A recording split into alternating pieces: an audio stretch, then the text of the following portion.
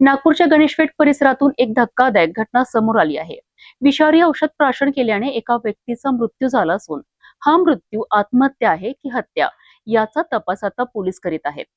Police उपायुक्त राहुल मदने यांनी याबाबत महत्त्वाची माहिती दिली आहे। गणेशपेठ ठाण्याच्या हद्दीत एका व्यक्तीचा विषारी औषध प्राशनामुळे मृत्यू झाल्याची घटना समोर आली आहे। 11 जुलै रोजी सकाळी 10 वाजता राहुल मदने यांनी याबाबत माहिती दिली।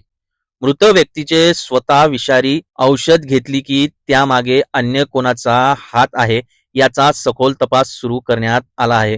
आणि त्याच्या अनुषंगाने आमचे इन्व्हेस्टिगेशन चालू आहे। जे काही फुटेज आम्हाला प्राप्त आहे त्याच्या अनुषंगाने एक व्यक्ती आम्ही ताब्यात घेतलेला आहे, त्याची त्या ठिकाणी इन्क्वायरी सुरू आहे। त्यामध्ये प्राथमिकदृष्ट्या त्याच्याजवळ जे पॉइझन खाल्ल्याचं निष्पन्न होत आहे, परंतु तरी सुद्धा आम्ही इतर सुद्धा त्याच्यामध्ये चौकशी करत आहोत। हे कोणी खायला दिलं आहे का स्वतःच त्याच्यामध्ये कन्झम्पशन केलेलं आहे ते पण आम्ही तपास करत आहे। बॉडीची जे आपल्या संत्रा मार्केट त्या ठिकाणचं जे मेट्रो स्टेशन आहे त्याच्याजवळच त्या ठिकाणी मिळालेलं आहे, त्याच्या अनुषंगाने आमचा तपास सुरू आहे। सध्या या प्रकरणाचा तपास सुरू असून हत्या की आत्महत्या याचे उत्तर तपास पूर्ण झाल्यानंतरच समोर येणार आहे। या प्रकरणातील प्रत्येक अपडेटसाठी पाहत राहा सिटी न्यूज।